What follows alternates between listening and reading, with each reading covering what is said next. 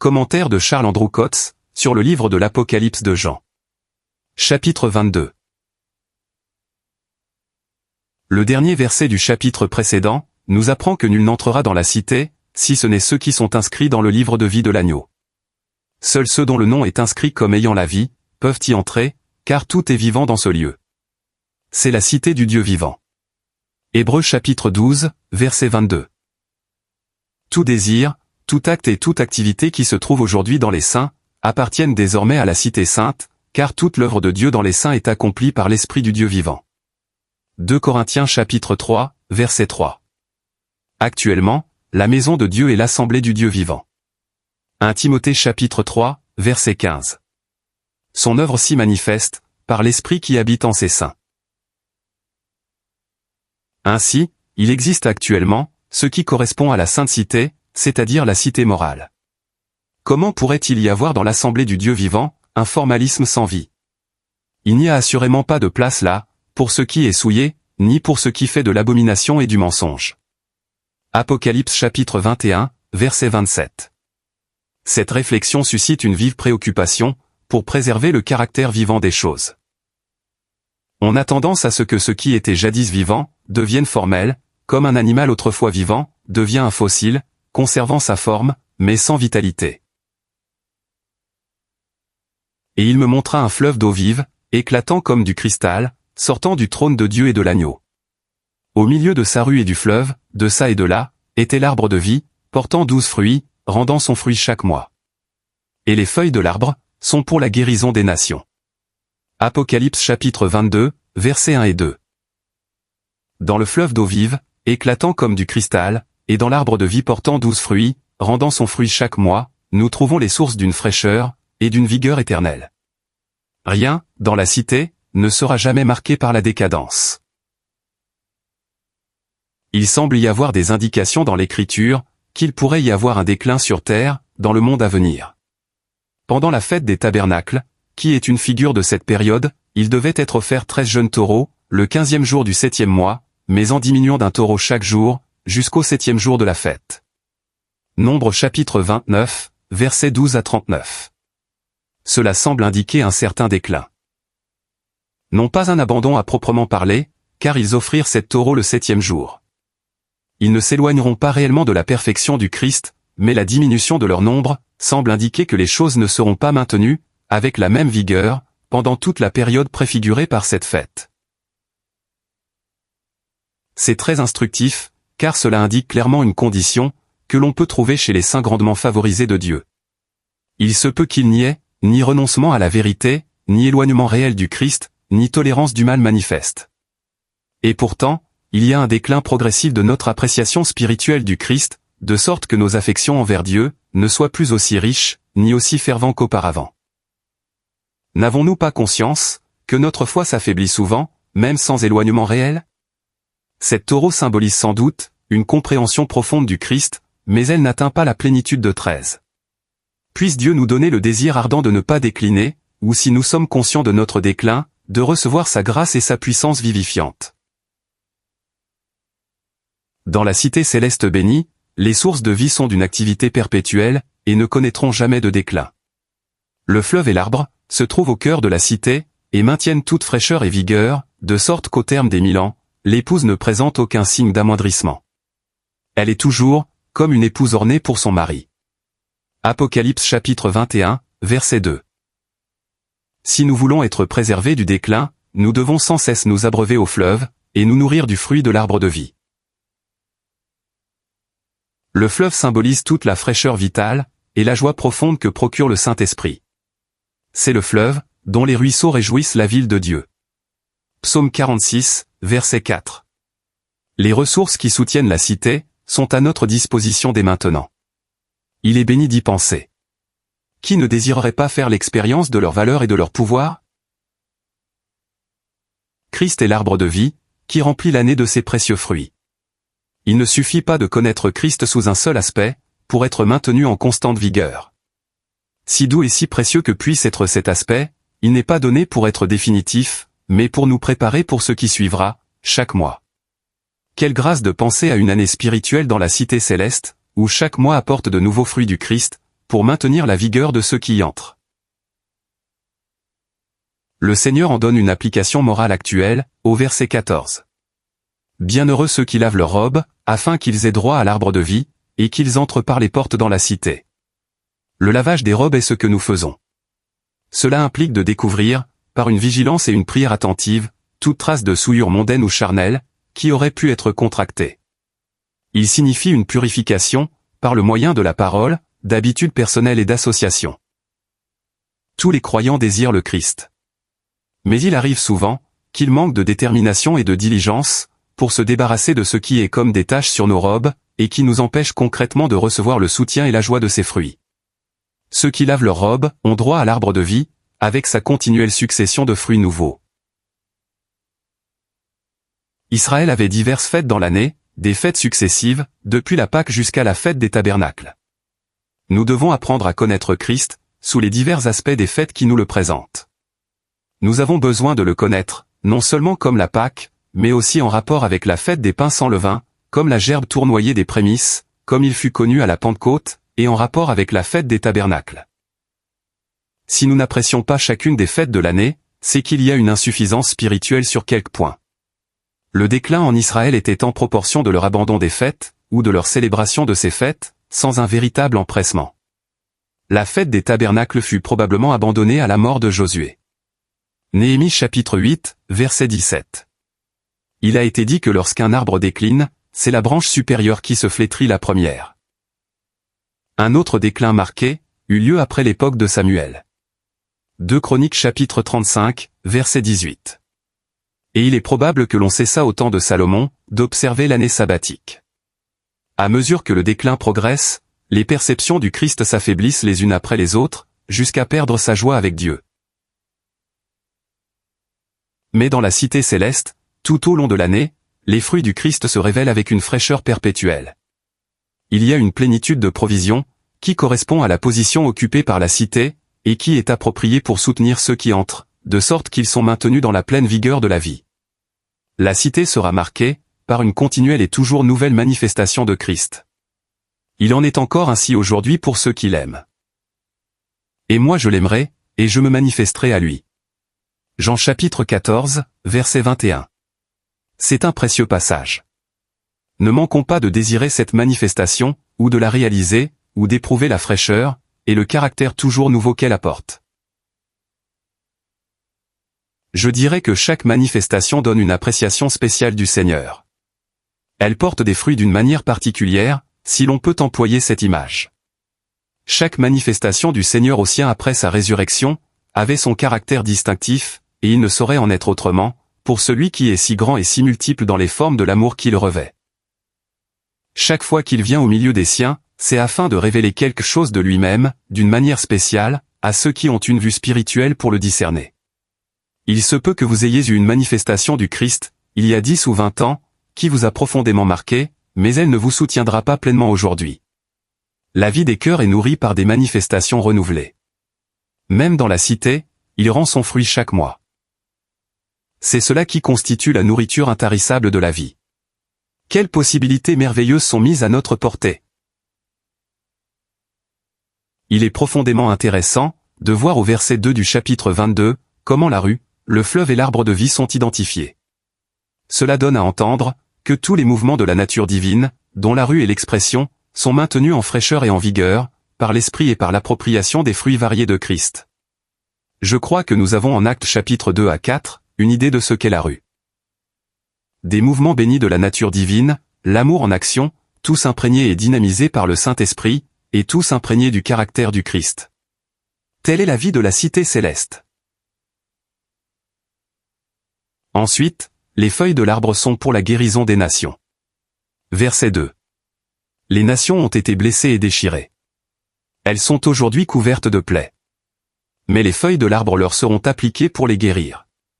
Ézéchiel chapitre 47, verset 12, nous donne un parallèle, mais il s'agit alors de l'aspect terrestre du monde à venir. Les feuilles sont la parure d'un arbre, sa beauté extérieure. Tout cela a été vu en Jésus. Son humilité, sa douceur, toujours obéissant, qui n'a jamais revendiqué ses droits, mais a toujours eu confiance en Dieu. Quelle beauté marquera les nations, quand les feuilles de cet arbre les auront guéris. Aujourd'hui, la terre est remplie de mécontentement et d'envie, de jalousie et de rivalité. Les nations se distinguent par leurs sentiments d'hostilité, les unes envers les autres. Mais quand les feuilles de l'arbre de vie leur auront été appliquées, elles connaîtront la guérison. Tout mécontentement aura disparu, parce qu'elles seront heureuses de la façon dont Dieu disposera toutes choses. Il n'y aura plus ni querelle ni jalousie, ni méfiance ni inimitié. Elles n'apprendront plus la guerre. Les nations ne sont pas encore guéries, mais on est en droit de s'attendre à voir la guérison parmi les saints, c'est-à-dire la disparition de la méfiance et de l'inimitié. Là où se trouve la grâce de Dieu, il y a une puissance de guérison, pour les blessures et les plaies. Et à mesure que nous avançons ensemble, dans la manifestation de la vie de Jésus, ces choses disparaissent. Et il n'y aura plus de malédiction. Apocalypse chapitre 22, verset 3. Tout sera bénédiction de la part de Dieu. Nous voyons au verset 28 du premier chapitre de la Genèse, que la première action morale de Dieu fut de bénir. Mais le péché est entré, et la malédiction en a découlé. Or dans le verset 3 du chapitre 22 de l'Apocalypse, le trône de Dieu et de l'agneau est établi. Tout ce qui avait amené la malédiction a été ôté par le sacrifice. La bénédiction demeure, et la malédiction a disparu. Dieu peut bénir en toute justice. Il peut revenir à ce qui est conforme à sa nature, et à ses pensées originelles. C'est dans une bénédiction sans mélange, que ses esclaves le serviront. Verset 3. Et cela, dans la proximité et la position de sacrificateur. La louange et leur service. Cela se poursuivra pendant 1000 ans. Sans aucun doute, les saints serviront éternellement, mais ce sera comme des fils. Et ils verront sa face. Verset 4. Ils jouiront de la faveur la plus grande. La lumière de la face de Dieu luira sur eux, et sera leur joie. Tout ce que Dieu est, se reflétera en eux. Son nom sera sur leur front. Verset 4. L'image de Dieu sera imprimée sur eux. Sa pensée originelle d'avoir l'homme à son image, sera pleinement réalisée. Genèse chapitre 1, verset 27. Et il n'y aura plus de nuit. Verset 5. La nuit symbolise un état où Dieu est inconnu. Dieu est lumière, et il n'y a en lui aucune ténèbre. Lorsqu'il luit, et qu'il est connu, il ne peut y avoir de nuit. La lampe représente la parole prophétique, dont on n'aura plus besoin dans la cité. Seconde épître de Pierre, chapitre 1er, verset 19. La lumière du soleil est la plus belle figure de la gloire divine, que donne la création. Mais même, le plus glorieux symbole que Dieu ait ordonné dans la nature, n'est pas nécessaire, là où le Seigneur Dieu fera briller sa lumière sur eux. Apocalypse chapitre 22, verset 5. Nous pouvons dire maintenant, que les ténèbres s'en vont, et que la vraie lumière luit déjà. 1 Jean chapitre 2, verset 8. Mais dans la cité céleste, il ne restera aucun élément de ténèbres. Dieu luira d'une divine lumière qui ne pâlira jamais. La maison du Père est le lieu, où le Fils nous a préparé une place, sa propre place de relation, le foyer des affections divines. C'est une pensée toute différente, de celle de la cité, qui désigne la place que l'Assemblée occupera pour l'administration. Les personnes qui composent la cité, seront dans la maison du Père, mais les deux notions sont tout à fait distinctes. Ce livre ne parle pas de Dieu comme étant notre Père. Il ne présente pas les saints dans la relation de famille. Si nous voulons connaître le bonheur spirituel, nous devons garder les paroles de la prophétie de ce livre. Chapitre 22, verset 7. Dans l'Ancien Testament, le témoignage prophétique concerne principalement Israël. L'Assemblée, à proprement parler, n'a pas de dimension prophétique. Elle appartient au ciel, et sa place se situe en dehors du champ de la prophétie. Cependant, le témoignage qu'elle a rendu sur terre pendant un temps, l'a mise en contact avec la scène de la prophétie. Et Dieu souhaite au verset 6, que ses fidèles soient éclairés sur les événements qui doivent bientôt arriver dans cette scène. Parallèlement à l'Assemblée, produit de la grâce et de l'opération divine, le système de Babylone, qui date de Genèse chapitre 11, s'est développé dans la profession chrétienne de façon extraordinaire. Ceci est un élément nouveau dans la scène de la prophétie, et il est primordial, que tous les croyants considèrent ce système corrompu et corrupteur, comme une chose condamnée. De plus, il est primordial que notre conception ne s'égare pas, quant au cours et à la fin de ce siècle mauvais. Dieu voudrait nous voir envisager l'avenir prophétique, non seulement à la lumière de l'Ancien Testament, mais en rapport avec les conséquences de l'échec et de l'apostasie finale de la profession chrétienne. En réalité, tout cela a pour but, de nous débarrasser des fausses pensées et des faux espoirs relativement à l'avenir de ce monde, afin que les cœurs et les esprits des saints soient laissés libres d'accueillir et de répondre à cette parole bénie de celui que nous aimons. Voici, je viens bientôt. Apocalypse chapitre 22, verset 7. Ceux qui ont gardé les paroles de la prophétie de ce livre ont été bénis à toutes les époques. Dans les périodes de prospérité apparente, l'Assemblée a eu besoin de ce livre pour se prémunir contre les espoirs illusoires. Dans les moments de détresse, elle en a eu besoin pour trouver réconfort et apaisement, et pour tourner son cœur plus simplement vers celui qui vient. Les saints n'ont pas toujours eu une compréhension claire ou juste des événements prophétiques, mais la lecture de ce livre leur a toujours apporté un enseignement moral, du réconfort et des encouragements. Et ils ont compris que Dieu triompherait finalement, et que le Christ aurait son Église et exercerait pleinement sa royauté sur la terre, au jour du jugement. En ce qui nous concerne, tout l'avenir repose sur ces trois mots, « Je viens bientôt ». Le fait que la vérité de l'enlèvement ait été perdue de vue, très tôt dans l'histoire de l'Église, sans doute lorsque le Christ a cessé d'être vénéré comme chef, et que l'Esprit a été pratiquement supplanté par des arrangements humains, a grandement empêché les saints de comprendre la parole prophétique, et a semé la confusion entre les promesses terrestres faites à Israël, et les espérances célestes de l'Assemblée. Mais par la miséricorde du Seigneur, tout cela a été éclairci, afin que les pensées et les affections des saints soient libres pour celui qui vient. Au lieu de s'attendre à une amélioration de l'état de choses sur la terre, et de devenir terrestre, le Seigneur a mis les siens en liberté, afin qu'ils entendent sa parole, « Voici, je viens bientôt ». Jean fut profondément affecté par tout ce qu'il entendit et vit. Il se prosterna aux pieds de l'ange qui lui avait révélé ces choses. Verset 8. Il avait tort de rendre hommage à une créature, et il y a ici une voix solennelle pour nous, comme étant le dernier acte mentionné d'un saint. On est toujours porté à donner à la créature une place qui ne lui est pas due. Il peut arriver que nous donnions une place exagérée à un serviteur qui nous expose des choses merveilleuses, un docteur ou un prédicateur doué. Agir ainsi, c'est perdre le vrai gain de son service. L'ange dit, « Garde-toi de le faire, rends hommage à Dieu. » Verset 9. La lecture de ce livre devrait susciter en nous une profonde adoration, en reconnaissance de la sagesse infinie des voies de Dieu. L'ange est un compagnon d'esclavage de Jean, et des frères de Jean, les prophètes. Les anges exécutent sa parole, obéissant à la voix de sa parole. Psaume 103, verset 20.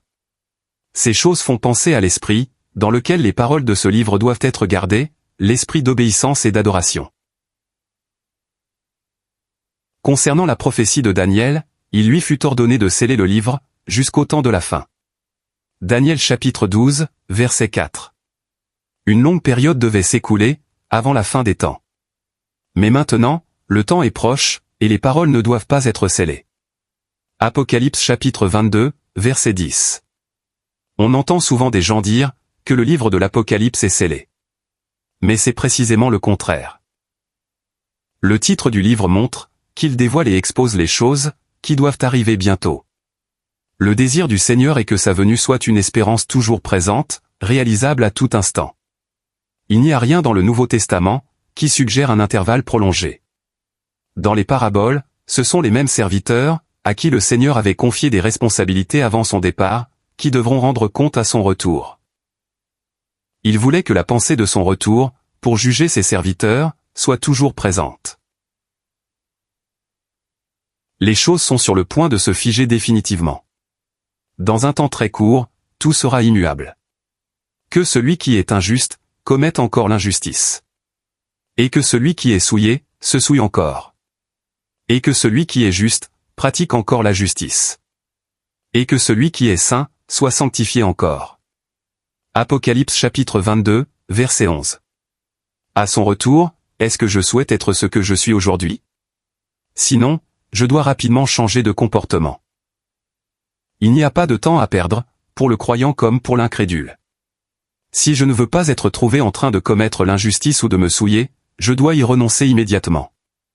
Je dois être dès maintenant ce que je souhaite être à son retour. Il reste un court instant pour se corriger moralement, mais il passera vite. Rien ne sera perdu, sur le chemin de la justice et de la sainteté. Le Seigneur dit aux versets 12 et 13, « Voici, je viens bientôt, et ma récompense est avec moi, pour rendre à chacun selon ce qu'est son œuvre. Moi je suis l'alpha et l'oméga, le premier et le dernier, le commencement et la fin. » C'est une voix qui appelle chaque cœur fidèle à reconnaître que toute action commence et se termine en Christ. Voilà ce qui mérite une récompense, et qui demeurera dans l'univers de bénédiction. Il est urgent de laver maintenant nos robes. Il faut que nos robes soient lavées, pour que nous ayons droit à l'arbre de vie, et à l'entrée dans la cité. Verset 14. Toute tache de la chair ou du monde, doit être lavée. Cela met de l'emphase, sur la nécessité d'être dans un état moral convenable. Les plaisirs mondains et charnels, ainsi que les fréquentations impures, sont comme des taches sur la robe. Ils font qu'un saint n'est plus qualifié, pour jouir du privilège spirituel. Le pharisien peut attacher une importance particulière, à ce qui est extérieur, parce qu'il veut maintenir sa réputation devant les hommes. Mais un saint a conscience de son obligation de veiller à ses habitudes, à sa manière de vivre, à ses associations, parce qu'il a à cœur l'arbre de vie, et la cité. Il ne voudrait pas se priver des fruits de Christ, et celui qui a une robe souillée, ne peut pas jouir de Christ. Bienheureux ceux qui lavent leur robe, afin qu'ils aient droit à l'arbre de vie, et qu'ils entrent par les portes dans la cité. Verset 14. Je me demande, jusqu'à quel point nous savons, ce que c'est que d'entrer par les portes dans la cité. C'est une chose qui doit être connue maintenant, dans un sens spirituel, en entrant dans le privilège de l'assemblée. Nous sommes venus à la cité du Dieu vivant, la Jérusalem céleste, mais le droit d'entrer dans cette cité, appartient à ceux qui lavent leur robe. Jude parle de haïr même, le vêtement souillé par la chair. Jude 23. Et Jacques dit, dans le verset 26 du premier chapitre de son épître, que se conserver pur du monde, fait partie de la religion pure et sans tache, devant Dieu le Père.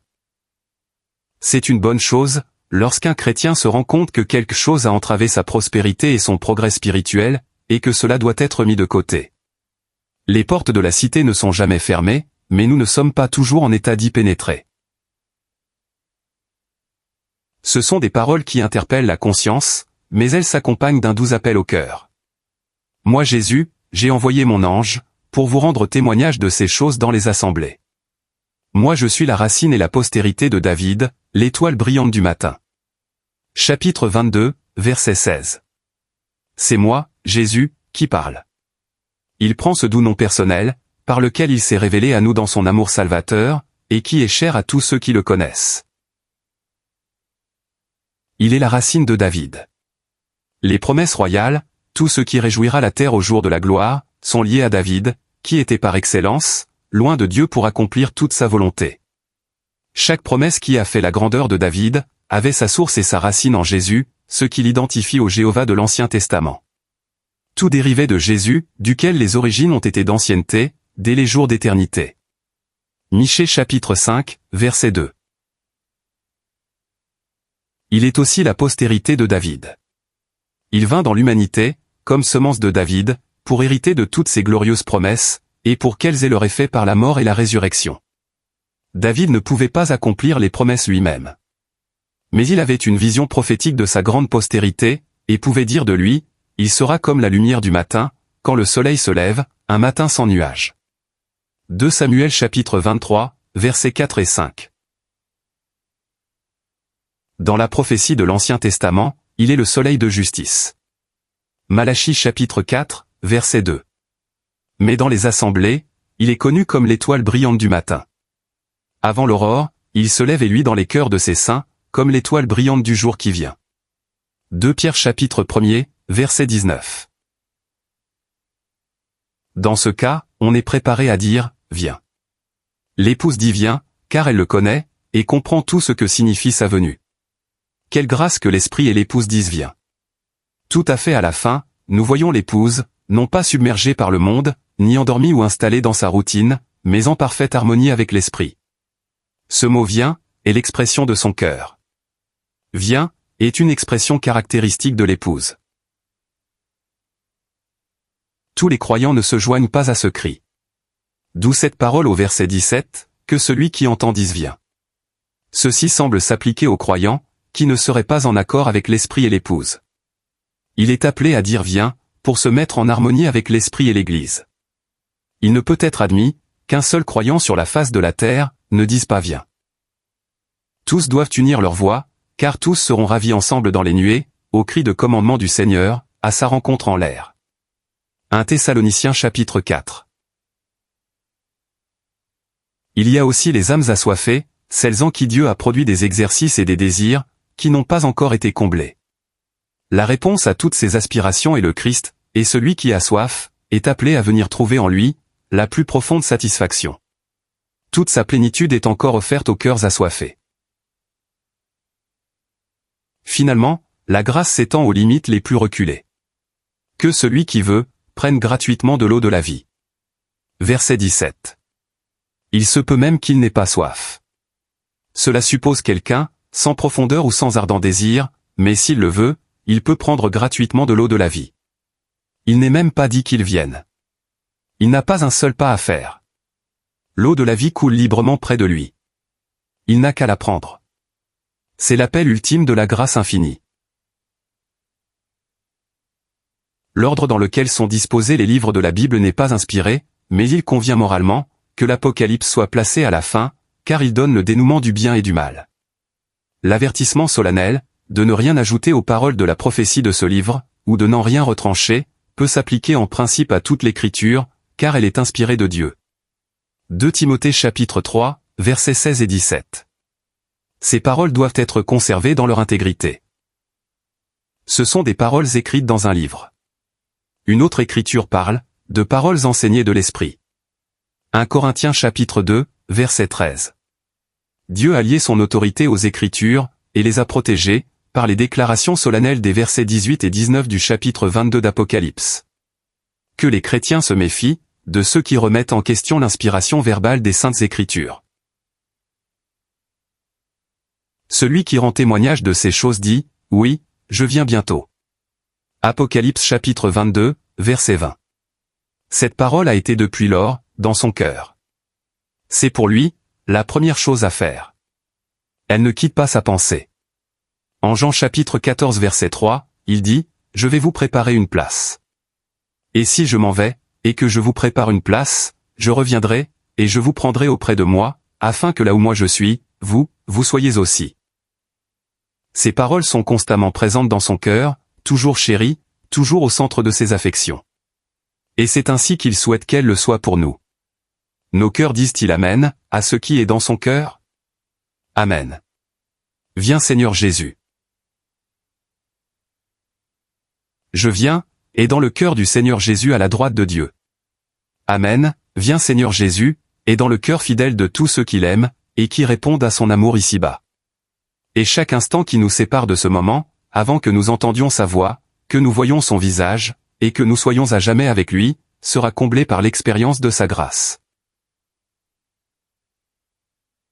Que la grâce du Seigneur Jésus-Christ soit avec tous les saints.